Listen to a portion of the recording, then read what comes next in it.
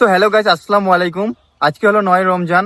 তো আমরা এখন যাব দরবার একরামুল হকের মাজার শরীফে। সেখানে প্রতিবারের মতো এবারও ইফতার পার্টির আয়োজন করা হয়েছে।